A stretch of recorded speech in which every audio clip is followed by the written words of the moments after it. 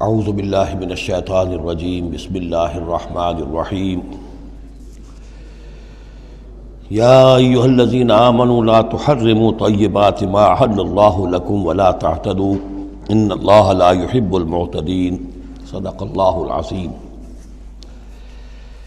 شرائع سماویہ میں کھانے پینے کی چیزوں میں حلت و حرمت، تحلیل و تحریم جو ہے یہ بہرحال ایک اہم موضوع ہے۔ یہ موضوع آپ کو یاد ہوگا سورہ بقرہ سے چل رہا ہے مسلسل، کہ جو مشرکانہ اوہام کی وجہ سے ان کے ہاں بہت سی چیزوں کے بارے میں نسل بعد نسل کچھ چیزیں ذہنوں میں بیٹھ گئی تھیں کہ یہ چیزیں حرام ہیں، اور یہ کہ اس قسم کی چیزیں جو ہیں پھر ذہنوں سے، دلوں سے، مزاجوں سے نکلنے میں بہت وقت لیتی ہیں اور بار بار جو ہے اس کی طرف توجہ دلانی پڑتی ہے۔ فرمایا یا ایھا الذین آمنوا، اہل ایمان، لا تحرموا طیبات ما احل اللہ لکم، نہ حرام ٹھہرا لو ان پاکیزہ چیزوں کو جنہیں اللہ نے تمہارے لیے حلال ٹھہرایا ہے، ولا تعتدوا، اور حد سے تجاوز نہ کرو۔ یہ بھی ہوتا ہے کہ کچھ لوگ اپنے تقویٰ کے جوش میں اور بہت زیادہ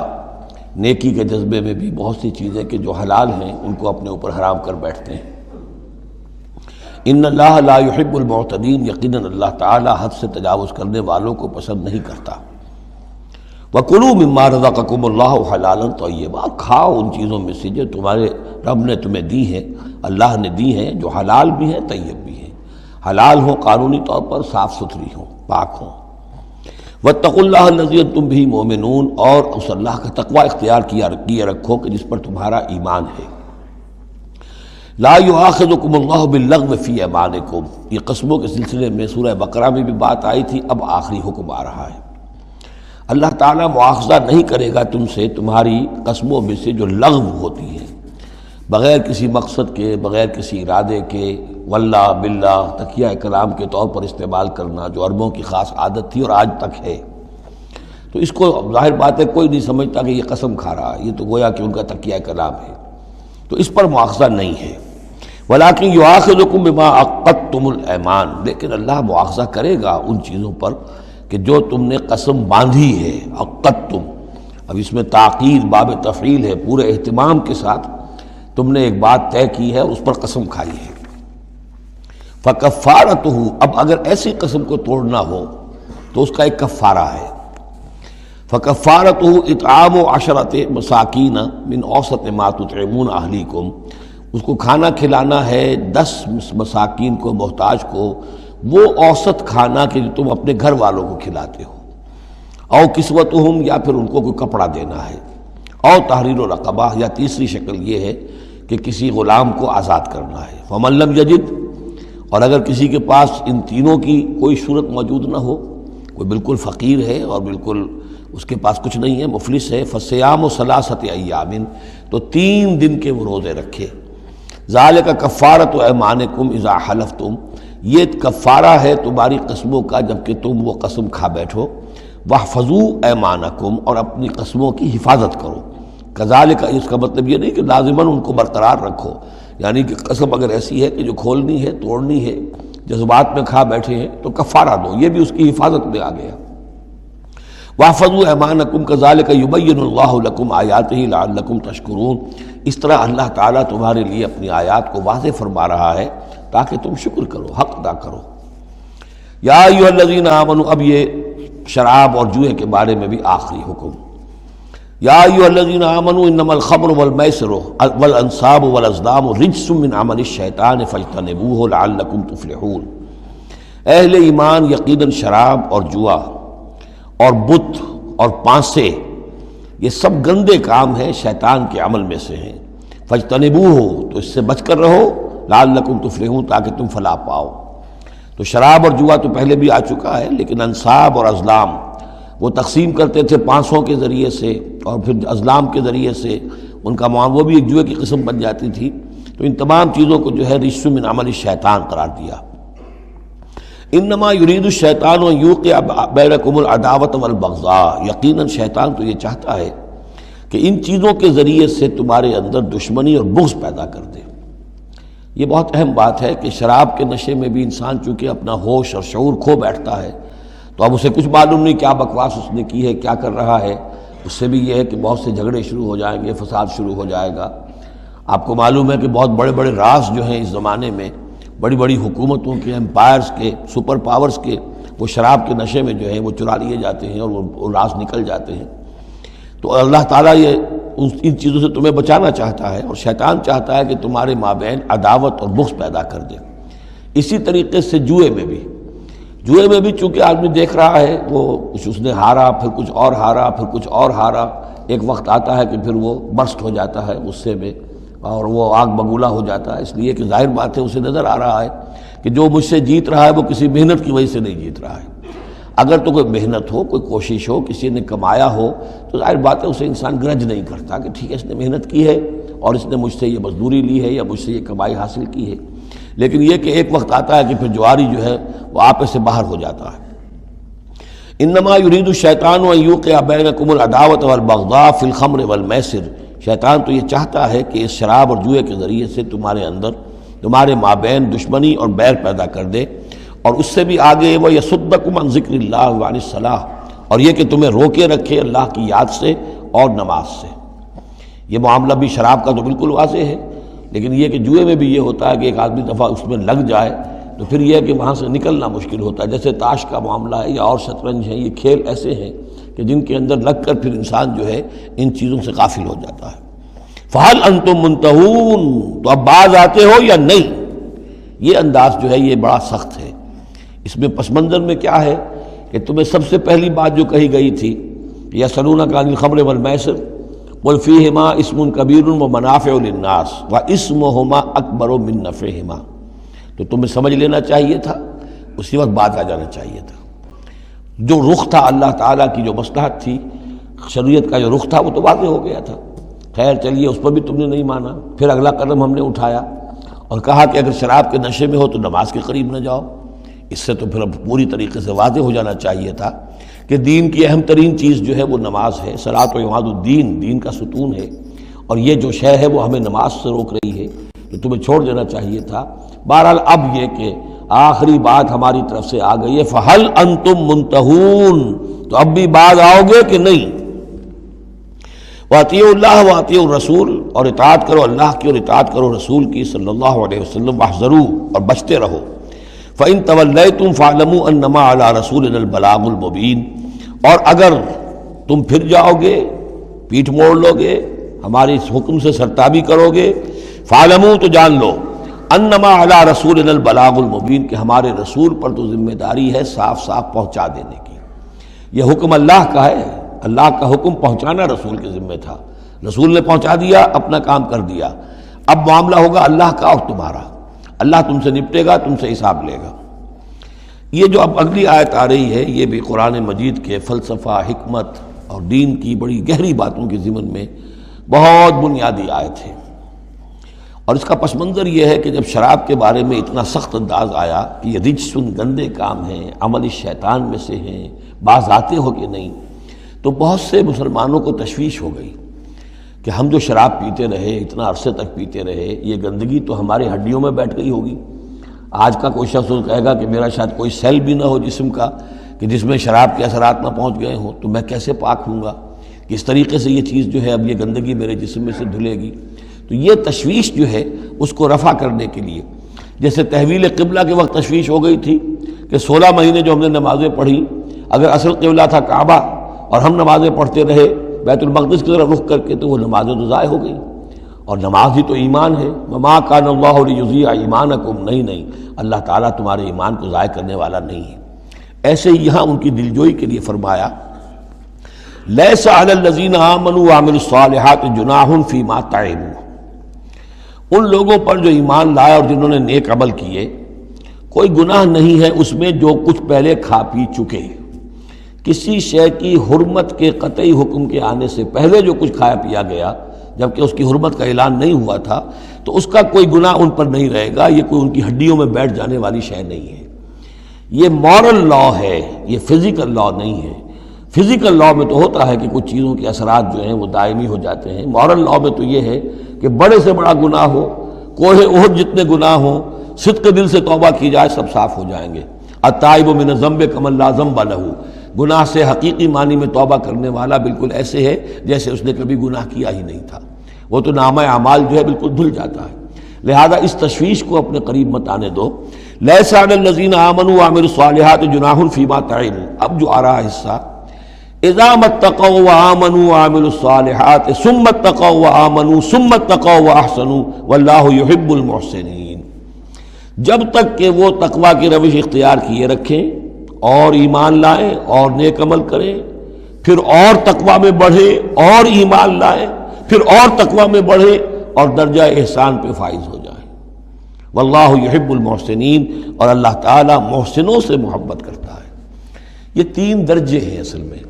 ایک درجہ اسلام ہے، اللہ کو مان لیا، رسول کو مان لیا اور اس کے احکام پر چل رہے ہیں۔ ایک اس سے اوپر کا درجہ ہے ایمان، کہ وہ یقین کے درجے میں قلب میں وہ ایمان اتر گیا ہو اب، اور جب یہ ایمان قلب کے اندر اتر گیا ہے، وَلَٰكِنَّ اللَّهَ حَبَّبَ إِلَيْكُمُ الْإِيمَانَ وَزَيَّنَهُ فِي قُلُوبِكُمْ، تو اب انہی اعمال میں، نماز پہلے بھی پڑھ رہا تھا، اب نماز کی اور شان ہوگی، اس کی بھی اور کیفیت ہوگی، اس کی زندگی کے اندر ایک نیا رنگ آ جائے گا۔ صبغۃ اللہ ومن احسن من اللہ صبغہ۔ اس سے بھی آگے جا کر جب یہ ایمان اتنا گہرا ہو جائے کہ بالکل جیسے آنکھوں سے کوئی شخص کسی چیز کو دیکھ رہا ہو تو یقین ہوتا ہے، ان تعبد اللہ کانک تراہ فإن لم تکن تراہ فإنہ یراک، جب یہ کیفیت ہو جائے کہ تم اللہ کی بندگی کرو، اللہ کے لیے جہاد کرو، عمل کرو، بھاگ دوڑ کرو، اللہ کا تقوی اتنا ہو جائے کہ جیسے کہ تم اللہ کو اپنی آنکھوں سے دیکھ رہے ہو، تو یہ درجہ احسان ہے۔ حدیث جبرائیل کے جس کو کہا گیا ام السنہ، جیسے سورہ فاتحہ ام القرآن اساس القرآن، ایسے حدیث جبرائیل ہے ام السنہ، اور ام السنہ میں یہ ساری بات آئی ہے کہ حضرت جبرائیل انسانی شکل میں حضور کی خدمت میں آئے، صحابہ کا مجمع تھا، وہاں انہوں نے کیے اخبرنی عن الاسلام، مجھے بتائیے اسلام کیا ہے۔ اسلام میں بھی ایمان تو ہے نا، قانونی ایمان، زبانی ایمان تو ہے، لیکن اس کے ساتھ اعمال علیحدہ گنے گئے۔ اس سے اوپر جب ایمان دل میں اتر گیا، اب یہ ایمان کی وہ جو شکل ہے، اس میں اب عمل کو علیحدہ ذکر کرنے کی ضرورت ہی نہیں، اس مرحلے پر آ کر لازماً عمل درست ہو جائیں گے، جبکہ ایمان دل میں اتر چکا ہے اور دل میں یقین بن کر جاگزیں ہو گیا ہے، اور پھر اور گہرا چلا گیا۔ یوں سمجھیے کہ جتنا جتنا درخت اوپر جا رہا ہے، جڑ نیچے جا رہی ہے نا، جڑ اور ایمان کی گہری ہوئی، اسلام سے ایمان بن گیا، اور گہری ہوئی، اب یہ تیسری منزل احسان کی اس پر فائز ہو گئی۔ تو جب پوچھا گیا کہ اخبرنی عن الاحسان، اے نبی مجھے بتائیے احسان کیا ہے، تو آپ نے جواب دیا، اور یہ جواب تین روایتوں میں تین مختلف الفاظ میں ہے۔ ان تعمل للہ کانک تراہ، ان تخشى اللہ کانک تراہ، ان تعبد اللہ کانک تراہ فإن لم تکن تراہ فإنہ یراک، یہ تینوں میں ہے۔ اللہ کی بندگی، اللہ کی پرستش، اللہ کے لیے بھاگ دوڑ، اللہ کے لیے عمل، اللہ کے لیے جہاد، یہ انسان ایسی کیفیت سے سرشار ہو کر رہا ہو گویا کہ اپنی آنکھوں سے اللہ کو دیکھ رہا ہے۔ تو جب اللہ سامنے ہوگا تو کیسے کچھ ہمارے جذبات عبدیت ہوں گے، کیسی کیسی ہماری قلب کی کیفیات ہوں گی۔ اس دنیا میں بھی یہ کیفیت حاصل ہو سکتی ہے، لیکن یہ اگر بہت کم لوگوں کو حاصل ہو تو اس سے ایک نچلا درجہ بھی ہے احسان کا، کہ کم سے کم یہ بات ہر وقت مستحضر رہے کہ اللہ مجھے دیکھ رہا ہے۔ فإن لم تکن تراہ فإنہ یراک۔ تو یہ تین درجے ہیں جو یہاں آئے، کہ ایک بیس لائن ہے لیس علی الذین آمنوا وعملوا الصالحات، یہ بیس لائن ہے، جناح فیما طعموا اذا اتقوا۔ اصل میں ایک کتاب مولانا مودودی صاحب کی ہے، تحریک اسلامی کی اخلاقی بنیادیں، اور بڑی اچھی کتاب ہے، اسلام، ایمان، احسان، لیکن ساتھ ہی تقوی، چار الفاظ انہوں نے لیے ہیں اور چار مراتب قرار دیے ہیں۔ اس میں سے تشریحات تو ساری ٹھیک ہیں، لیکن میں ترتیب کے اعتبار سے اس آیت کی روح سے میرے نزدیک اس میں ایک اصلاح کی ضرورت ہے۔ تقوی کوئی مقام نہیں ہے، تقوی وہ اسپرٹ ہے، ڈرائیونگ اسپرٹ، جو دھکا دیتی رہے گی اور اوپر اٹھائے گی۔ چنانچہ تقوی کی یہاں کی تکرار ہو رہی ہے کہ بیس لائن سے تقوی نے اوپر آپ کو کیا، اب آپ اذا اتقوا وآمنوا وعملوا الصالحات، آپ کے ایمان اور عمل صالح میں اور رنگ پیدا ہو گیا۔ ثم اتقوا، پھر تقوی اور بڑھا، تقوی نے آپ کو اور اوپر اٹھایا۔ ثم اتقوا وآمنوا، پھر اب وہ ایمان یقین والا ایمان حاصل ہو گیا۔ اب یہاں عمل صالح کے علیحدہ ذکر کی ضرورت ہی نہیں، جب دل میں ایمان اتر گیا تو حضور نے فرمایا کہ الا ان فی الجسد مضغۃ اذا صلحت صلح الجسد کلہ واذا فسدت فسد الجسد کلہ، تو اس کے حوالے سے اب پورا کا پورا جسم ٹھیک ہو جائے گا۔ ثم اتقوا، پھر تقوی اور ہے تو اس کے نتیجے میں وَأَحْسَنُوا، درجہ احسان پر فائز ہو جائے انسان۔ اللہم ربنا اجعلنا منہم واللہ یحب المحسنین، اللہ اپنے ایسے محسن بندوں کو، درجہ احسان تک پہنچ جانے والے بندوں کو، جیسا کہ اس سے پہلے آیا تھا عمو وسمو، ایک غلط راستہ ہے کہ اندھے ہو گئے بہرے ہو گئے، اللہ نے پھر ڈھیل دی اور اندھے ہو گئے اور بہرے ہو گئے، اللہ نے اور ڈھیل دی اور اندھے ہو گئے اور بہرے ہو گئے، ایک وہ ہے، اور ایک راستہ یہ ہے اسلام ہے، ایمان ہے، احسان ہے، اور تقویٰ جو ہے اس میں درجہ بدرجہ انسان کو ترقی دلاتا جا رہا ہے۔ یا ایھا الذین آمنوا لیبلونکم اللہ بشیء من الصید تنالہ ایدیکم ورماحکم لیعلم اللہ من یخافہ بالغیب، جو کہ اس سورہ مبارکہ کے شروع میں آئی تھی آیت کہ جب تم احرام کی حالت میں ہو تو تم شکار نہیں کر سکتے۔ تو اب اللہ تعالیٰ کی ایک سنت ہے، وہ آزماتا ہے، سخت ترین امتحان لیتا ہے۔ فرض کیجئے کہ ایک قافلہ جا رہا ہے بیچارے حاجیوں کا، اور انہوں نے احرام باندھا ہوا ہے، کوئی شے نہیں ہے، کھانے کے لیے کچھ نہیں ہے، لیکن اب جو ہے ہرن صاحب جو ہے اٹکیلیاں کرتے ہوئے قریب آ رہے ہیں، اور وہ پکڑ نہیں سکتے، قتل نہیں کر سکتے، احرام میں ہیں، بھوک بھی ہے، لیکن یہ کہ چاہے تو ذرا سا نیزہ مارے تو ہرن کو پکڑ کو جو ہے وہ شکار کر لیں، یا ویسے ہی بھاگ کر پکڑ لیں، لیکن یہ کہ اس کی اب ان کو اجازت نہیں ہے۔ تو اللہ تعالیٰ ایسا کرتا تھا، فرمایا یا ایھا الذین آمنوا، اہل ایمان، لیبلونکم اللہ، لازماً اللہ تمہیں آزمائے گا، بشیء من الصید، شکار کے ذریعے سے، تنالہ ایدیکم ورماحکم، جن کو کہ پا لیں گے آسانی سے تمہارے ہاتھ اور تمہارے نیزے، لیعلم اللہ من یخافہ بالغیب، تاکہ اللہ دیکھ لے کہ کون ہے وہ لوگ کہ جو غیب میں ہوتے ہوئے بھی اللہ سے ڈرتے رہتے ہیں، کہ موقع ہے، بھوک بھی ہے، ہرن بھی بالکل پاس ہے، بالکل قابو میں ہے، جیسے چاہیں شکار کر لیں، لیکن ہاتھ بندھے ہوئے ہیں اس لیے کہ احرام باندھا ہوا ہے۔ تو جس کے دل میں ایمان ہوگا وہ اپنی بھوک کو برداشت کرے گا، اللہ کے حکم کو نہیں توڑے گا۔ فمن اہتدی بعد ذلک، اب کسی سے غلطی ہو گئی، تجاوز کر بیٹھا، بھوک کا غلبہ زیادہ تھا، فلہ عذاب علیم، اس کے لیے دردناک عذاب ہے۔ البتہ یہ کہ آگے چل کر اس کے لیے ایک کفارہ بھی بتا دیا گیا ہے۔ یا ایھا الذین آمنوا لا تقتلوا الصید وانتم حرم، دیکھو اہل ایمان، جب تم احرام کی حالت میں ہو تو کسی شکار کو قتل مت کرو۔ ومن قتلہ منکم، تو جو کوئی تم میں سے انہیں قتل کر بیٹھے، شکار کر بیٹھے، جان سے مار بیٹھے، متعمدن، جان بوجھ کر، فجزاء مثل ما قتل من النعم، تو پھر اس کا کفارہ ہوگا ویسا ہی ایک حیوان، ویسا ہی ایک چوپایا اللہ کی راہ میں صدقہ کیا جائے، اور وہ اس کا گویا کہ کفارہ بنا دیا جائے۔ کیسا ہے کہ اگر آپ نے ہرن مارا ہے تو پھر بکری یا بھیڑ، نیل گائے اگر مار لی ہے تو پھر گائے، اسی طریقے سے جس قسم کا، جس سائز کا اور جس اسٹیچر کا آپ نے وہ حیوان جو ہے شکار کیا، اسی کا اسے برابر کا چوپایا دینا ہوگا۔ فجزاء مثل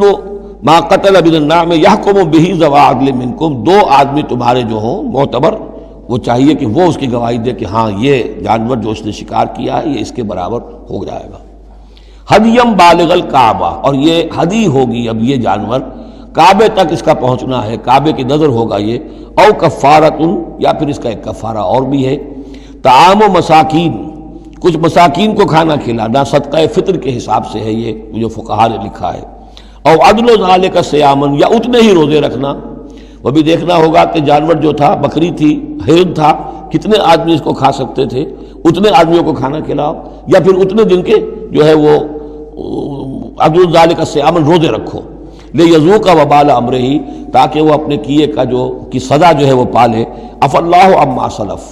اللہ معاف کر چکا ہے جو کچھ کے پہلے ہو چکا۔ ومن عادا، لیکن جو پھر ابھی دوبارہ کرے گا، اعادہ کرے گا، فینتقم اللہ منہ، تو اللہ تعالیٰ اس سے انتقام لے گا۔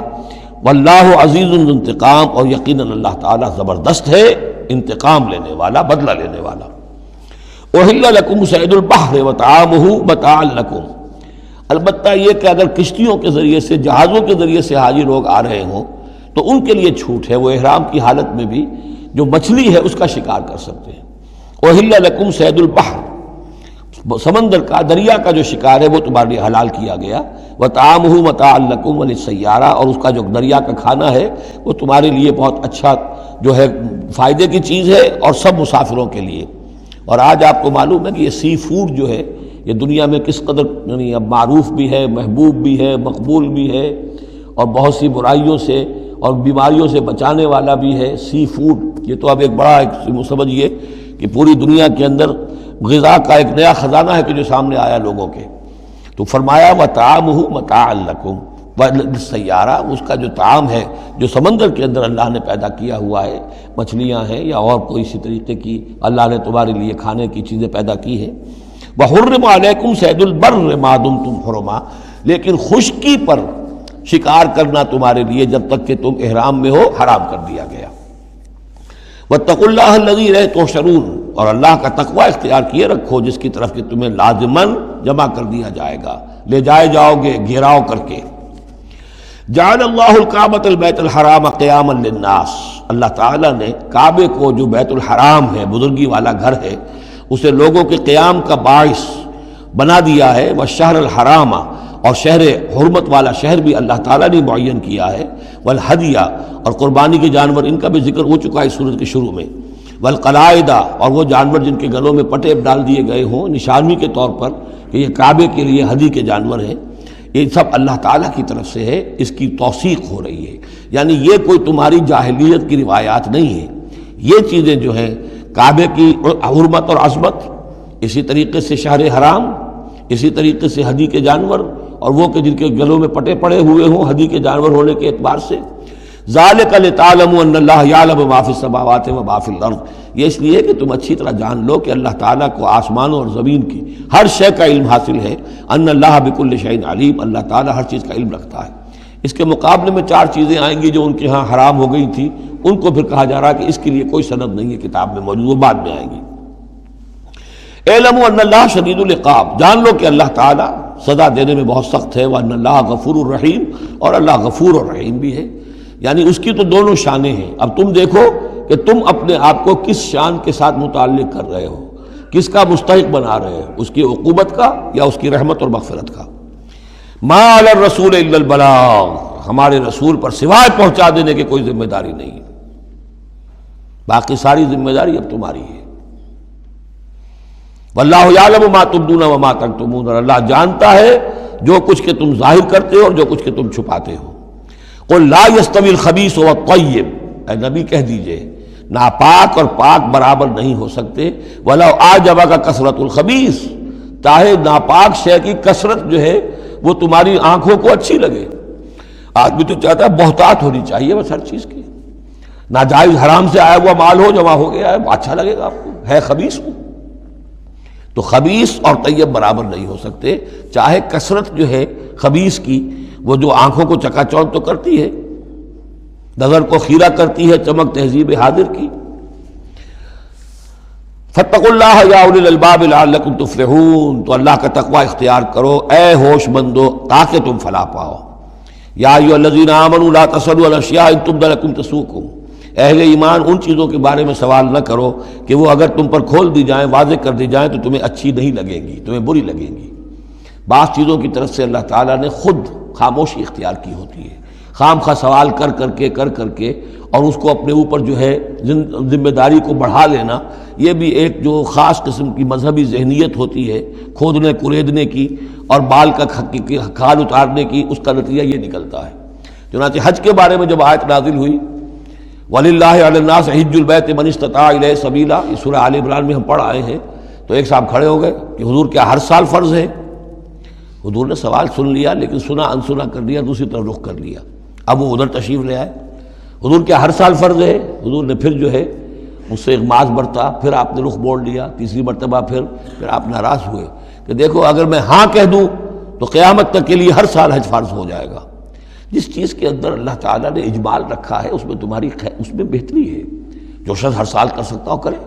لیکن یہ کہ فرضیت جو ہے اس کے ساتھ ہر سال کی قید اللہ نے نہیں لگائی۔ تم سوال کر کے اپنے لیے تنگی پیدا کر لو، جیسے وہ گائے کے بارے میں کیسا رنگ ہو اور کیا اس کی عمر ہو اور کیسی گائے ہو، یہ ساری چیزیں اسی طرح کی ہیں۔ لیکن یہ کہ ان تسألوا عنہا حین ینزل القرآن تبد لکم، اگر تم سوال کرو گے جبکہ ابھی قرآن کا نزول جاری ہے تو وہ ظاہر کر دی جائے گی۔ اللہ تعالیٰ نے اپنی حکمت کے تحت اس کے اوپر پردے ڈالے ہوئے ہیں، وہ سمجھتا ہے کہ اس میں تمہارے لیے تنگی ہو جائے گی، بہت زیادہ ہو جائے گا، لیکن اگر سوال کرو گے تو پھر وہ ظاہر کر دی جائے گی۔ عفا اللہ عنہا، اللہ تعالیٰ نے اس میں درگزر سے کام لیا ہے، تو پر نرمی کی ہے، یہ کسی نسیان کی وجہ سے نہیں ہے، بھول کی وجہ سے نہیں ہے، غلطی کی وجہ سے نہیں ہے، معاذ اللہ۔ واللہ غفور حلیم، اللہ غفور ہے اور حلم والا ہے۔ قد سألها قوم من قبلکم ثم اصبحوا بها کافرین، تم سے پہلے کی قوم یہ اہل کتاب جو ہے اسی قسم کے سوال کرتے رہے اور پھر یہ کہ وہ اس کے انکار کرنے والے بن گئے۔ اب یہاں وہ چار چیزیں بھی آ رہی ہیں کہ جو ان کے ہاں بہت زیادہ مقدس ہو گئی تھی۔ ما جعل اللہ من بحیرۃ ولا صائبۃ ولا وسیلۃ ولا حام، وہاں کیا تھا؟ جعل اللہ الکعبۃ البیت الحرام قیاما للناس والشہر الحرام والہدی والقلائد، یہ چار چیزیں ان کی توثیق ہو گئی کہ یہ تو واقعتاً اللہ کی شریعت کے اجزاء ہیں، ان کا احترام اور ان کی حرمت کو ملحوظ رکھنا لازم ہے۔ یہ چار چیزیں یہ تمہارے جاہلیت کے دور کے جو مشرکانہ اوہام ہیں ان کی یادگاریں ہیں، اس کے لیے اللہ کی طرف سے کوئی سند نہیں ہے۔ ان چیزوں کے بارے میں بہت سے اقوال ہیں، لیکن میں یہاں آپ کو پڑھ کر سنا رہا ہوں کہ جو حضرت سعید ابن مسیب رحمۃ اللہ علیہ کی تفسیر صحیح بخاری میں جو ان الفاظ کی آئی ہے وہ مولانا شبیر احمد عثمانی صاحب نے اپنے حواشی میں نقل کی ہے۔ بحیرہ،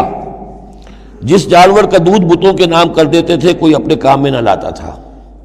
صائبہ، جو جانور بتوں کے نام پر ہمارے زمانے کے سانڈ کی طرح چھوڑ دیا جاتا تھا۔ وسیلہ، جو اونٹنی مسلسل مادہ بچہ جنے درمیان میں نر بچہ پیدا نہ ہو اسے بھی بتوں کے نام پر چھوڑ دیتے تھے۔ حامی، نر اونٹ جو ایک خاص عدد سے جفتی کر چکا ہو اسے بھی بتوں کے نام پر چھوڑ دیتے تھے، تو ان کو چھوڑ دیتے تھے کہ اب یہ کسی کوئی ان کو ہاتھ نہ لگائے، کوئی ان سے استفادہ نہ کرے، نہ ان کا گوشت کھایا جا سکتا ہے، نہ ان سے کوئی خدمت لی جا سکتی ہے، یہ محترم ہو گئے۔ تو اس کے لیے فرمایا ما جعل اللہ من بحیرۃ ولا صائبۃ ولا وصیلۃ ولا حام ولکن الذین کفروا یفترون علی اللہ الکذب، بلکہ یہ تو وہ لوگ جنہوں نے کفر کیا وہ افتراء کرتے رہے ہیں، جھوٹ گھڑتے رہے ہیں، اللہ کے ذمے یہ باتیں لگاتے رہے ہیں۔ واکثرهم لا یعقلون، ان کی اکثریت جو ہے وہ عقل سے عاری ہے۔ وَإِذَا قِيلَ لَهُمْ تَعَالَوْا إِلَىٰ مَا أَنزَلَ اللَّهُ وَإِلَى الرَّسُولِ، اور جب ان سے کہا جاتا ہے آؤ اس چیز کی طرف جو اللہ نے نازل فرمائی اور آؤ اللہ کے رسول کی طرف، بمصطفیٰ برسا خیش را کے دی ہم اوست، اگر بہو نہ رسیدی تمام بولا بیست، قالوا حسبنا ما وجدنا علیہ آباءنا، وہ کہتے ہیں ہمارے لیے وہ کافی ہے جس پر ہم نے اپنے آباء و اجداد کو پایا ہے، ان کی روایت یہی ہے، ان کی رسومات یہی تھیں، وہ کوئی جاہل تھوڑا ہی تھے، آج تمہیں عقل آئی ہے، تم نے دین سمجھا ہے، یہ ہمارے بزرگ جو ہیں یہ اتنے عرصے سے یہ کام کرتے چلے آ رہے ہیں، یہی باتیں آج بھی آپ سنتے ہیں۔ کسی رسم کو آپ کہیں کہ بھائی کوئی سند نہیں ہے اس کی دین میں، نہ کہیں صحابہ کے یہاں اس کا وجود تھا، لیکن یہ کہ کوئی چھوڑنے کو تیار نہیں ہے۔ اولو کان آباؤہم لا یعلمون شیئا ولا یہتدون، خواہ ان کے آباء و اجداد جو ہیں ایسے رہے ہوں کہ نہ انہیں کوئی علم حاصل ہوا ہو نہ ہی وہ ہدایت پر ہوں، جیسے تم مخلوق ہو اللہ کی وہ بھی مخلوق تھے، جیسے تم غلط کام کر سکتے ہو اور غلط آراء قائم کر سکتے ہو ویسے وہ بھی غلط کار ہو سکتے تھے۔ یا ایھا الذین آمنوا علیکم انفسکم لا یضرکم من ضل اذا اہتدیتم، یہ بھی بہت اہم آیت ہے اور اس کے ساتھ ایک واقعہ موجود ہے۔ لفظی ترجمہ یہ ہے کہ اے لوگو، اے وہ لوگو جو ایمان لائے ہو، تم پر ذمہ داری ہے صرف اپنی جان کی، اپنی ذات کی۔ لا یضرکم من ضل، جو گمراہ ہو جائے کوئی اور وہ تمہیں کوئی نقصان نہیں پہنچا سکتا، اذا اہتدیتم جبکہ تم ہدایت پر ہو۔ الی اللہ مرجعکم جمیعا فینبئکم بما کنتم تعملون، اللہ ہی کی طرف تم سب کو لوٹ کر جانا ہے اور وہ تمہیں بتا دے گا جو کچھ کہ تم کرتے رہے تھے۔ اس آیت کا ایک غلط مفہوم جو ہے وہ دور صحابہ ہی میں سے بعض لوگوں نے نکال لیا کہ دعوت اور تبلیغ کی کوئی ذمہ داری نہیں ہے، ہر ایک پر ذمہ داری اپنی ہے، کوئی کیا کرتا ہے اس سے مجھے کیا بحث۔ دیکھو قرآن میں لکھا ہوا ہے یا ایھا الذین آمنوا علیکم انفسکم، مجھے اپنا عمل درست رکھنا ہے، باقی کوئی اور غلط کام کرتا ہے میں خام خواہ اسے روکوں ٹوکوں ناراضی مول لوں، نہی عن المنکر امر بالمعروف، اس کی کوئی ذمہ داری نہیں ہے۔ قرآن کہہ رہا ہے علیکم انفسکم لا یضرکم من ضل اذا اہتدیتم، اگر تم ہدایت کے اوپر ہوگے، صحیح راستے پر ہوگے تو کوئی کتنا ہی گمراہ ہو جائے اس کا تمہیں کوئی نقصان نہیں۔ تو حضرت ابوبکر رضی اللہ تعالیٰ عنہ نے پھر خطبہ دیا باقاعدہ کہ لوگوں میں دیکھ رہا ہوں کہ تم اس آیت کا مطلب غلط سمجھ رہے ہو، مطلب تو یہ ہے کہ تمہاری ساری تبلیغ اور کوشش امر بالمعروف نہی عن المنکر کے باوجود کوئی شخص گمراہ رہتا ہے تو اس کا تم پر کوئی وبال نہیں۔ یہ بار بار ہم پڑھ چکے ہیں لا تسألوا عن اصحاب الجحیم، اے نبی آپ سے کوئی باز پرس نہیں ہوگی جہنمیوں کے بارے میں کہ یہ کیسے ہو گیا ہے محمد کہ ہم نے آپ کو بھیجا اور پھر بھی یہ قوم جو ہے جہنم میں چلی گئی۔ لیکن جہاں تک دعوت، تبلیغ، نصیحت، نہی عن المنکر، امر بالمعروف، یہ فرائض میں سے ہے، یہ فرض ساقط نہیں ہوتا اس آیت کی روح سے، بلکہ تمہاری ساری کوشش کے باوجود کوئی شخص ہے، والد ہے،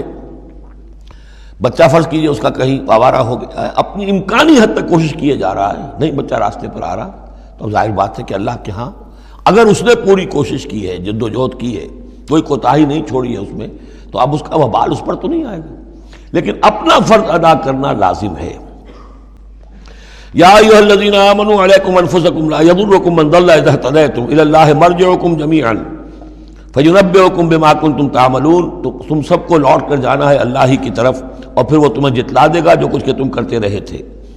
یا ایھا الذین آمنوا شہادۃ بینکم اذا حضر احدکم الموت حین الوصیۃ اثنان ذوی عدل منکم، اہل ایمان تمہارے مابین شہادت کا نصاب، جبکہ تم میں سے کسی کی موت کا وقت آ جائے اور وہ وصیت کر رہا ہو تو دو معتبر اشخاص کا ہونا چاہیے۔ تو وصیت کر رہا ہے اور ظاہر بات ہے کہ وصیت ایک تہائی سے زیادہ میں نہیں ہو سکتی، لیکن کسی کی زیادہ بڑی جائیداد ہے تو ایک تہائی کی بات بھی تو بڑی ہو سکتی ہے، تو وصیت کے وقت دو گواہ ضرور بنا لو کہ یہ وصیت کی گئی۔ او آخران من غیرکم، اور وہ جو گواہ ہیں وہ تمہارے لوگوں میں سے ہونے چاہیے، خاندان میں سے، اس آبادی میں سے، قبیلے میں سے، جو معروف ہوں، جانتے ہوں۔ او آخران من غیرکم، لیکن ایک شکل ہو سکتی ہے ان انتم ضربتم فی الارض، اگر تم زمین میں سفر پر نکلے ہوئے ہو اور وہاں موت کی، فاصابتکم مصیبت الموت، وہاں سفر کی حالت میں تم پر موت کا یہ واقعہ جو ہے یہ واقع ہو جاتا ہے، یہ مصیبت موت واقع ہو جاتی ہے، اس صورت میں او آخران من غیرکم، تو دو گواہ ہو سکتے ہیں، وہ تمہارے غیر بھی ہو سکتے ہیں، کسی غیر قوم کے، غیر قبیلے کے، لیکن یہ کہ بہرحال جب عام حالات میں اپنے گھر میں، اپنی بستی میں، اپنے خاندان ہی میں رہتے ہوئے جب کہ کوئی شخص انتقال کر رہا ہے تو اسے وصیت میں گواہ اپنے لوگوں میں سے، رشتہ داروں میں سے، قرابت داروں میں سے دو معتبر آدمیوں کو بنانا چاہیے۔ تحبسونہما من بعد الصلاۃ، اب اس کے بعد جب یہ کہ اس کا انتقال ہو گیا تو اب یہ کہ وصیت کا مسئلہ آئے گا، لوگ پوچھیں گے کیا واقعی یہ وصیت جو ہے اس شخص کی ہے؟ تو اب ان دونوں کو روکو، کھڑا کرو، من بعد الصلاۃ، نماز کے بعد، مسجد ہے، نماز پڑھی ہے، اب وہ دونوں کھڑے ہو جائیں، فیقسمان باللہ، پھر انہیں چاہیے کہ اللہ کا قسم، اللہ کی قسم کھائیں، ان ارتبتم، اگر تمہیں کوئی ان کے بارے میں شک ہو کہ کہیں یہ وصیت کو بدل نہ دیں، کہیں ان سے غلطی نہ ہو جائے، تو ان سے قسم کھلوا لو، حلف کی بنیاد پر وہ اپنا جو ہے وہ وہاں پر شہادت دیں گے، اور پھر انہیں کہنا چاہیے لا نشتری بہ ثمنا، ہم اس کی کوئی قیمت وصول نہیں کریں گے، کوئی ناجائز فائدہ اس سے نہیں اٹھائیں گے، ولو کان ذا قربا، چاہے کوئی قرابت داری کا معاملہ ہو، کسی کے حق میں ہم کوئی ناانصافی نہیں کریں گے، ولا نکتم شہادت اللہ، اور نہیں ہم چھپائیں گے اللہ کی گواہی کو۔ اب گواہی جو ہے اتنی عظیم شے ہے کہ شہادت اللہ کہا گیا، اللہ کی گواہی، اللہ کی طرف سے امانت ہے۔ انا اذا لمن العاصمین، اگر ہم ایسا کریں گے تو ہم یقیناً گناہ گار ہوں گے۔ فإن عثر على انہم استحقا اسما، پھر اگر یہ خبر ہو، یہ شک ہو، یہ اطلاع ملے کہ ان دونوں نے تو گناہ کمایا ہے، جھوٹ بولا ہے، حلفیہ بیان بھی غلط دیا ہے، وصیت میں ترمیم کی ہے، وصیت کو بدل دیا ہے، اس کے باوجود کہ نماز کے بعد حلف اٹھا کر یہ بات کر رہے ہیں، آخر انسان ہے، ہر معاشرے میں ہر طرح کا انسان ہر وقت موجود رہتا ہے۔ فآخران یقومان مقامہما، تو اب دو اور لوگ کھڑے ہوں جو کہ ان کی جگہ پر اب کھڑے ہوں، من الذین استحق علیہم العریان، کہ جن کے حق کو تلف کیا ہے ان پہلوں نے، وہ کھڑے ہوں گے اب کہ ہمارا حق یہ لوگ تلف کر رہے ہیں، وصیت کے اندر انہوں نے خیانت کی ہے۔ فیقسمان باللہ، اب وہ قسم کھائیں گے اللہ کی، لشہادتنا احق من شہادتہما، ہماری گواہی زیادہ حق ہے، برحق ہے، صحیح ہے، درست ہے ان کی گواہی سے، وما اعتدینا، اور ہم نے ہرگز کوئی زیادتی نہیں کی ہے، انا اذا لمن الظالمین، یقیناً اس صورت میں ہم ظالم ہوں گے۔ ذالک ادنا، یہ طریقہ کار قریب تر ہے اس سے، ان یاتوا بالشہادۃ علی وجہہا، کہ لوگ شہادت کو بالکل صحیح فیس ویلیو پر پیش کریں، کیونکہ انہیں یہ معلوم ہوگا کہ ہم نے جھوٹی قسم کھا بھی لی، تب بھی جو دوسرا فریق ہے وہ بھی اگر قسم اٹھا گیا تو ہماری وہ جھوٹی قسم جو ہے وہ بھی ضائع ہو جائے گی، لہذا وہ پھر اس کی ہمت نہیں کریں گے۔ یہی معاملہ ہے کہ جو آئے گا، اگر کوئی کسی شخص کو اپنی بیوی کے اوپر شک ہے، شک کیا اس نے دیکھا ہے بدکاری کرتے ہوئے، تو وہ اگر 4 مرتبہ قسم کھا کر کہے کہ جو میں کہہ رہا ہوں میں نے دیکھا ہے اور اس نے یہ بدکاری کی ہے، تو وہ 4 گواہوں کے برابر ہو جائے گی ایک شخص کی گواہی۔ لیکن یہ کہ اس کا جواب بھی یہ ہے کہ بیوی بھی اگر 4 مرتبہ قسم کھا کر کہہ دے کہ یہ جھوٹ بول رہا ہے، مجھ پر تہمت لگا رہا ہے، تو اس کی جو گواہی ہے وہ ساقط ہو جائے گی۔ تو یہ دونوں طرف سے اللہ تعالیٰ نے بیلنس کیا ہے کہ تاکہ یہ دونوں امکانات موجود رہیں۔ ذالک ادنیٰ ان یاتوا بالشہادۃ علی وجہہا، یہ قریب تر ہے، اس سے مناسب تر ہے کہ لوگ گواہی جو ہے وہ صحیح شکل میں پیش کریں، اور یخافوا ان ترد ایمان بعد ایمانہم، کہ انہیں یہ خوف رہے کہ قسمیں جو ہیں لوٹا دی جائیں گی، الٹی کر دی جائیں گی ان کی قسموں کے بعد۔ واتقوا اللہ واسمعوا، اور ڈرتے رہو اور سنتے رہو اور سن رکھو، واللہ لا یہدی القوم الفاسقین، اللہ ایسے فاسقوں کو ہدایت نہیں دیتا۔ اب یہ آخری 2 رکوع جو ہے سورہ مبارکہ کے، اس میں جو ایک نقشہ کھینچا گیا ہے وہ حضرت مسیح علیہ السلام اور ان کے ساتھ اللہ تعالیٰ کا ایک مخاطبہ اور مکالمہ قیامت کے دن کا، اور اس کے پس منظر میں یہ گویا کہ پوری ایک داستان ایک نئی شان سے سامنے آتی ہے۔ یوم یجمع اللہ الرسل، اس دن کا تصور کرو جس دن اللہ تعالیٰ تمام رسولوں کو جمع کرے گا۔ فیقول ماذا اجبتم، اور پوچھے گا آپ لوگوں کو کیا جواب ملا تھا، آپ کی قوموں نے کیا معاملہ کیا آپ کے ساتھ۔ قالوا لا علم لنا، وہ کہیں گے ہمیں کچھ معلوم نہیں، اللہ تعالیٰ کی جناب میں زبان کھولنے سے بچیں گے۔ انک انت علام الغیوب، اللہ تو سب کچھ جاننے والا ہے، غیبوں کا جاننے والا ہے، علام الغیوب ہے، تمام چھپی باتوں کا جاننے والا ہے، تیرے تجھ پر منکشف ہے۔ اذ قال اللہ یا عیسی ابن مریم، اب خاص پیشی جو ہے وہ ہو رہی ہے حضرت عیسیٰ ابن مریم کی۔ وہ دنیا میں پوجے گئے، اللہ کے بیٹے بنائے گئے، ثالث و ثلاثہ قرار دیے گئے، لہذا اب ان کو جو شرمندگی اٹھانی پڑے گی اللہ تعالیٰ کے سامنے، اس کا نقشہ کھینچا گیا ہے۔ اذ قال اللہ یا عیسی ابن مریم اذکر نعمتی علیک، اور جب کہے گا اللہ تعالیٰ کہ اے مریم کے بیٹے عیسیٰ ذرا میرے ان انعامات کو یاد کرو جو تم پر ہوئے، وعلی والدتک،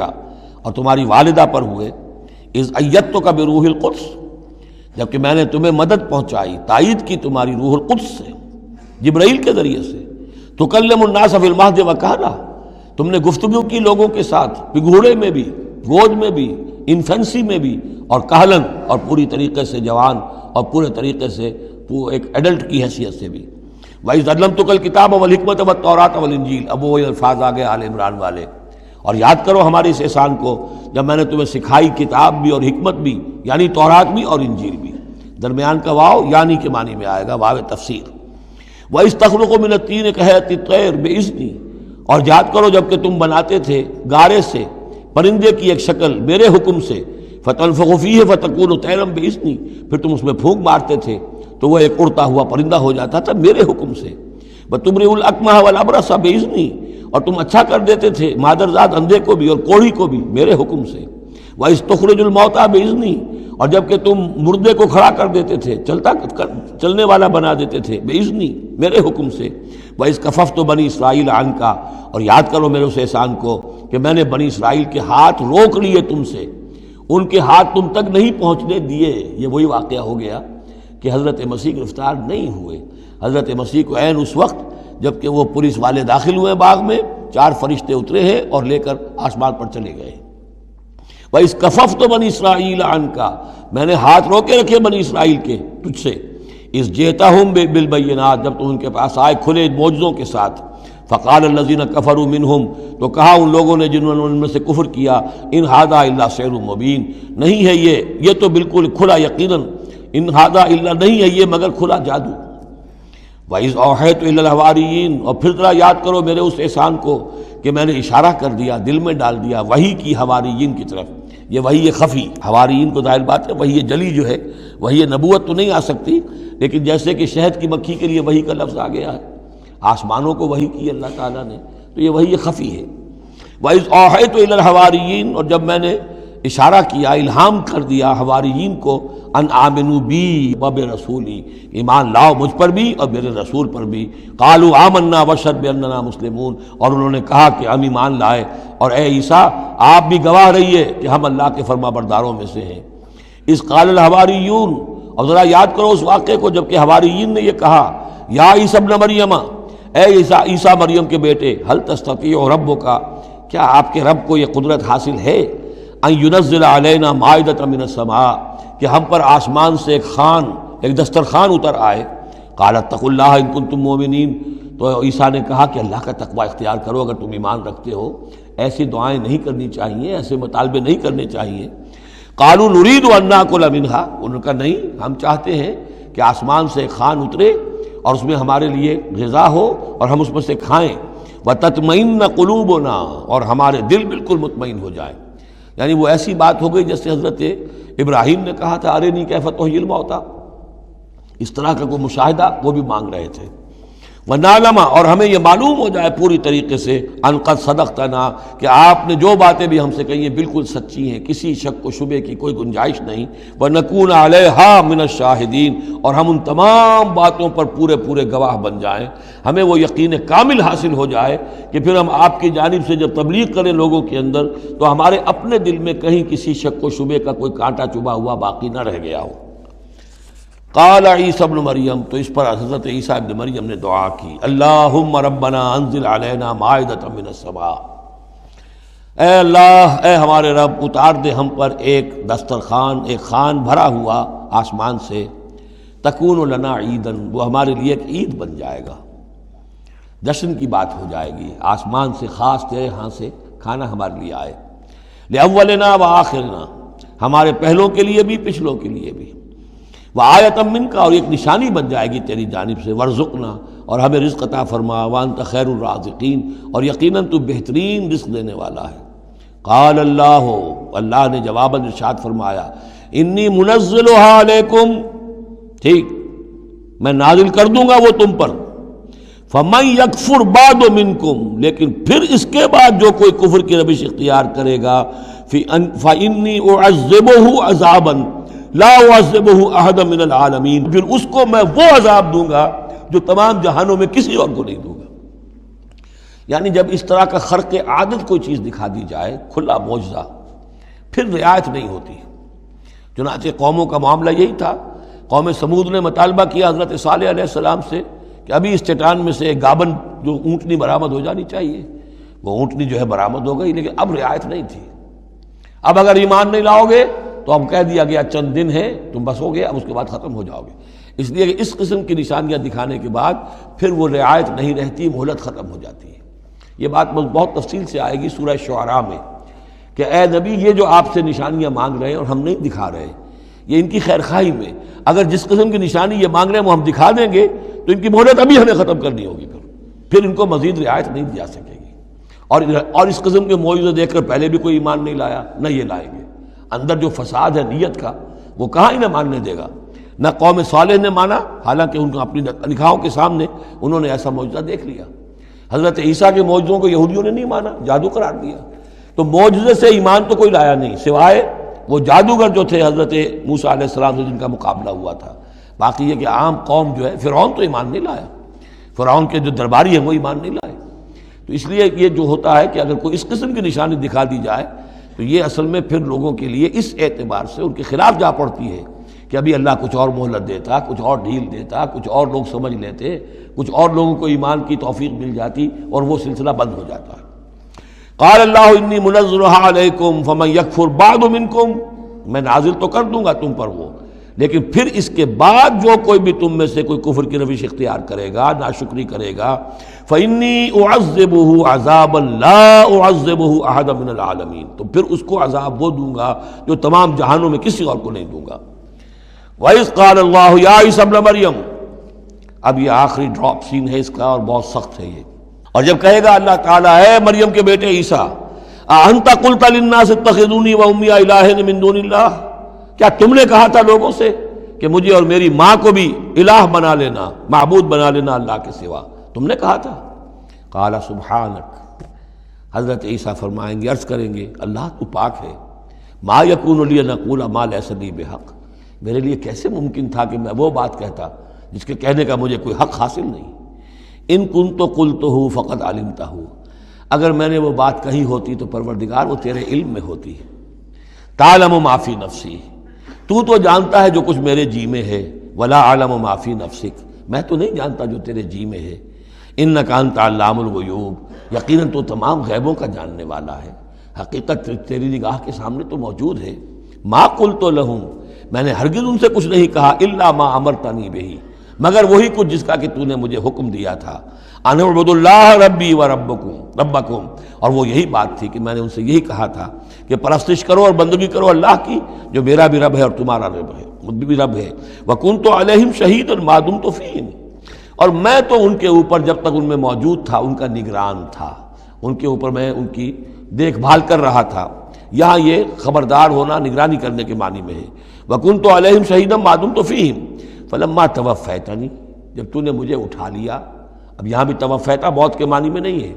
انی متوفی کا، وہ یاد رکھ لیجیے ساری بحث جو میں کل کر چکا ہوں۔ جب تو نے مجھے اٹھا لیا، کنت انت الرقیب علیہم، تو اس کے بعد تو ظاہر ہے کہ تو ہی نگران تھا ان پر۔ وانت علی کل شیء شہید، اور یقیناً تو ہر چیز پر نگران ہے، ہر چیز پر گواہ ہے، ہر چیز سے باخبر ہے۔ ان تعذبہم فانہم عبادک، اگر تو انہیں عذاب دے تو وہ تیرے بندے ہیں، تجھے کل اختیار حاصل ہے، جس طرح چاہے عذاب دے۔ وَإِن تغفر لَهُمْ، اور اے اللہ اگر تو انہیں بخش دے، فَإِنَّكَ أَنْتَ الْعَزِيزُ الْحَكِيمُ، تو زبردست ہے، حکمت والا ہے۔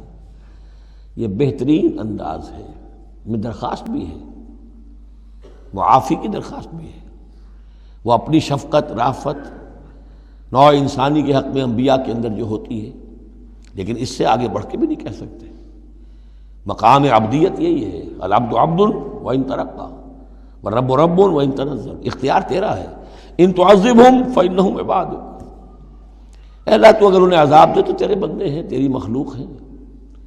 وإن تغفر لہم، اور اگر تو معاف فرمانا چاہے تو تجھ سے تو کوئی بات پرس نہیں کر سکتا، کوئی جواب طلبی نہیں کر سکتا کہ تو نے کیسے معاف کر دیا۔ وإن تغفر لہم فإنک انت العزیز الحکیم، تجھے ہر اختیار حاصل ہے، تو زبردست ہے، حکمت والا ہے۔ قال اللہ ھذا یوم ینفع الصادقین صدقہم، اللہ فرمائیں گے، اب جیسے میں نے ڈراپ سین کہا تھا، یہ پوری پیشی جو ہے اس کا آخری نقشہ کیا ہوگا۔ اللہ فرمائے گا یہ آج کا دن وہ ہے جس دن سچوں کو ان کی سچائی فائدہ پہنچائے گی۔ قال اللہ ھذا یوم ینفع الصادقین صدقہم، ان کا صدق ان کے حق میں مفید ہوگا۔ لہم جنات تجری من تحتہا الانہار خالدین فیہا ابدا، ان کے لیے باغات ہیں جن کے دامن میں ندیاں بہتی ہوں گی، ان میں وہ ہمیشہ ہمیشہ رہیں گے، فیہا ابدا۔ رضی اللہ عنہم ورضوا عنہ، اللہ ان سے راضی ہو گیا اور وہ اللہ سے راضی ہو گئے۔ یہ آخری مقام ہے،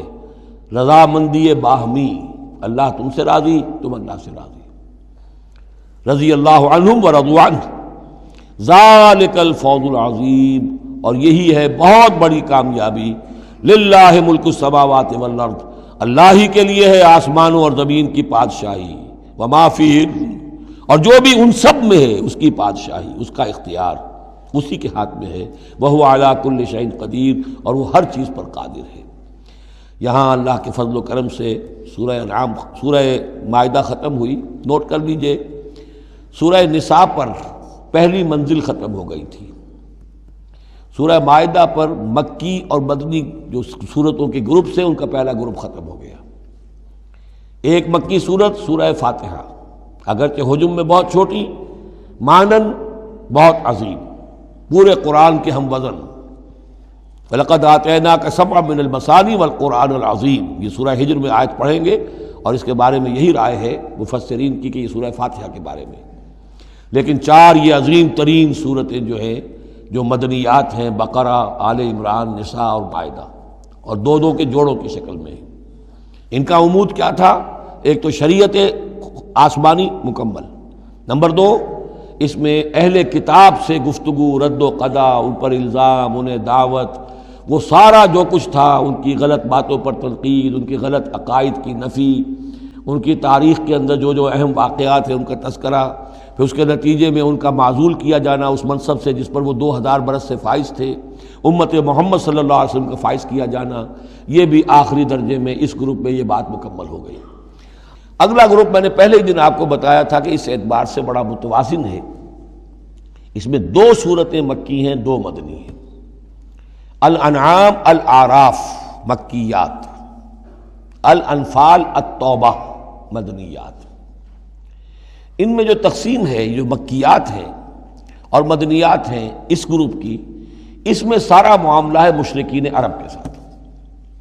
اب آپ یہ محسوس کریں گے سورہ انعام کو پڑھتے ہوئے کہ جیسے ایک بالکل نئے ماحول میں آ گئے ہیں۔ ہم 4 روز سے جو پڑھ رہے تھے سورہ بقرہ، سورہ آل عمران، سورہ نساء، سورہ مائدہ، منافقین سے باتیں اور یہودیوں سے، نصارہ سے، ان سے، اب یہاں جو ہے ساری باتیں ہوں گی مشرکین عرب سے۔ یہ مکی صورتیں ہیں۔ ابھی وہاں نفاق نہیں تھا، منافقت کا کوئی ذکر بھی نہیں ملے گا آپ کو۔ ابھی اہل کتاب کا تذکرہ تو آپ کو مل جائے گا سورہ انعام کے اندر، سورہ اعراف میں، لیکن کوئی ان سے گفتگو نہیں، کوئی براہ راست خطاب نہیں۔ تو میں نے اس کے لیے اپنے ذہن میں ایک چیز رکھی ہوئی ہے کہ یہ 2 جنتیں ہیں قرآن مجید کے اندر، وَلِمَنْ خَافَ مَقَامَ رَبِّهِ جَنَّتَانِ۔ ایک قرآن مجید کی مکی جنت ہے، ایک قرآن مجید کی مدنی جنت ہے۔ مدنی جنت کی ہم سیر کر رہے تھے، یہ 4 دن سے ہم یہ 4 صورتیں جو پڑھ رہے تھے، یہ در حقیقت یہ مدنی قرآن ہے، مدنی جنت ہے، اس کی ہم نے سیر کی ہے۔ اب مکی قرآن میں ہم داخل ہوں گے، اور اس میں یہ جو 2 صورتیں ہیں یہ حضور کے جو قیام مکہ کا دور ہے اس کے تقریباً آخری زمانے کی ہے۔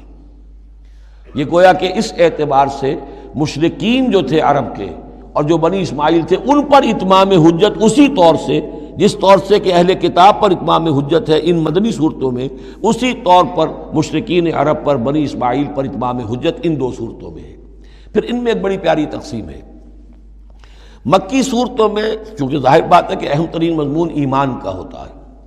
اللہ کو مانو، اللہ کی نعمتوں کا اقرار کرو، اللہ کے رسول کو مانو، اور ان میں جو استدلال ہوتا ہے وہ شاہ ولی اللہ دہلوی رحمۃ اللہ علیہ کی اصطلاحات کے حوالے سے آپ کو بتا رہا ہوں کہ 2 طریقے سے اللہ تعالیٰ توحید کی طرف لوگوں کو لاتا ہے۔ التذکیر بآلاء اللہ، اللہ کے احسانات، اللہ کی عظمت، اللہ کی نشانیاں، اللہ کی قدرت، اللہ کی صناعیاں، یہ تو آیات آفاقیہ، آیات انفسیہ، اور اللہ کے احسانات تم پر، ان کی نعمتوں کا تذکرہ، اس کو کہتے ہیں التذکیر بآلاء اللہ، اللہ کے احسانات اور اس کی قدرت کے جو کرشمے ہیں ان کے حوالے سے یاد دہانی، تذکیر۔ اللہ تعالیٰ کا ایمان ہمارے اندر ہے، ڈورمنٹ ہے، بالقوہ ہے، سویا ہوا ہے، اسے جگانے کے لیے یہ آیات قرآنیہ آتی ہیں، اسے ایکٹیویٹ کرنے کے لیے وہ پوٹینشیل ایمان ایکچوئل ایمان بن جائے، لیکن اس کے لیے تذکیر ہے، یاد دہانی۔ اس تذکیر کا ایک پہلو ہے التذکیر بآلاء اللہ، اللہ کی نعمتوں، اس کی صناعیوں، اس کی قدرتوں کے حوالے سے اللہ کے ایمان کی دعوت۔ ایک ہے التذکیر بایام اللہ، اللہ کے دنوں کے حوالے سے۔ اللہ کے دنوں میں سب سے بڑے دن وہ ہیں جن میں اللہ تعالیٰ نے بڑی بڑی قوموں کو تہس نہس کر دیا۔ پوری قوم نوح غرق کر دی گئی، پوری قوم عاد برباد کر دی گئی، نسیا منسیہ، پوری قوم سمود ختم کر دی گئی، چند ساتھی اہل ایمان اور وقت کے رسول بچا لیے گئے۔ ایک کشتی پر حضرت نوح اور ان کے ساتھی، محدود چند اہل ایمان، باقی پوری نوع انسانی اس وقت تک اتنی ہی تھی، ختم ہو گئی۔ اس طرح قوم عاد پوری ختم ہو گئی، حضرت ہود اور چند لوگ بچا لیے گئے۔ قوم سمود پوری ختم ہو گئی، حضرت صالح اور چند اہل ایمان بچا لیے گئے۔ قوم شعیب پوری ختم ہو گئی، مدین کے لوگ، صرف حضرت شعیب اور ان کے چند ساتھی بچا لیے گئے۔ عمورہ اور صدوم کی بستیاں برباد کر دی گئیں، صرف حضرت لوط علیہ السلام اور ان کی بیٹیاں وہاں سے نکل سکی ہیں، باقی پوری قوم ختم ہو گئی۔ تو یہ ایام اللہ، آل فرعون غرق کر دیے گئے۔ یہ اللہ کی سنت رہی ہے کہ جب بھی کبھی اس نے کسی قوم کی طرف رسول کو بھیجا، نبی نہیں، رسول، جب رسول بھیج دیا گیا، اب اگر قوم نے رسول کو رد کر دیا تو پھر اس کے ساتھ رعایت نہیں ہے، پھر وہ قوم ختم کر دی جائے گی، گویا کہ ثابت ہو گیا ان میں کوئی خیر نہیں ہے۔ جیسے آپ کسی باغ میں سے پتے وتے جھاڑ جھکاڑ جمع کر کے آگ لگا دیتے ہیں، تو گویا کہ یہ دنیا کے باغ کے اندر اب یہ جھاڑ جھکاڑ ہے، ان میں کوئی خیر رہا ہی نہیں۔ نبی کے، رسول کے آنے کے بعد بھی یہ لوگ جو ہیں ان کی آنکھیں نہیں کھلی تو معلوم ہوا کہ اب ان کے اندر کوئی خیر نہیں ہے، تو ان کو ختم کر دیا جائے۔ اور زمین کو پاک کر دیا جائے، یہ زمین کا بوجھ ہے، زمین کے لیے گندگی ہے، پاک کر دیا جائے۔ یہ ایام اللہ ہے جن کا ذکر قرآن مجید میں بار بار آتا ہے۔ اس کے علاوہ ایام کا معاملہ پھر ایک ابتدا ہے ازل کے اندر کیا ہوا ہے، وہ بھی تو یوم ہی ہے نا، ٹائم کے حوالے سے، اور پھر کیا ہوگا ابد میں، آخرت میں کیا ہوگا۔ یہ جو ہے سلسلہ تخلیق اور ازلی حقائق، اور پھر یہ کہ بعث بعد الموت، اور پھر کیا ہونا ہے عالم برزخ میں، اور پھر کیا ہونا ہے عالم آخرہ میں، اور پھر کیا ہوگا وہاں پر اصحاب جنت بھی ہوں گے، اصحاب جہنم بھی ہوں گے، اور وہ بھی ہوں گے کہ جو درمیان میں ہوں گے۔ تو یہ تمام چیزیں جو ہیں یہ آئیں گی سورہ اعراف کے اندر۔ تو یہ تقسیم ہے توحید کے موضوع پر، یہ دونوں صورتیں بہت جامع، لیکن اول سورہ انعام کے اندر التذکیر بآلاء اللہ، اور ثانیاً سورہ اعراف اس میں آئے گی التذکیر بایام اللہ، اس کا سب سے بڑا مضمون جو ہے وہ اس پر مشتمل ہے۔ اور اس کے بارے میں ایک روایت یہ بھی ہے اس سورہ انعام کے بارے میں کہ یہ پوری صورت ایک ہی وقت میں نازل ہوئی ہے۔ سورہ بقرہ کی آیات مختلف اوقات میں نازل، سورہ مائدہ اسی طریقے سے، لیکن یہ صورت پوری کی پوری بیک وقت نازل ہوئی ہے، اور الفاظ یہ آتے ہیں کہ 70,000 فرشتوں کے جلوں میں حضرت جبرائیل علیہ السلام اس صورت کو لے کر اترے ہیں، اور یہ پوری سورہ انعام ایک ہی نشست میں، یوں سمجھیے ایک ہی تنزیل کے اندر یہ جوں کی تو اسی طرح پوری کی پوری اتری ہے۔ بارک اللہ لی و لکم فی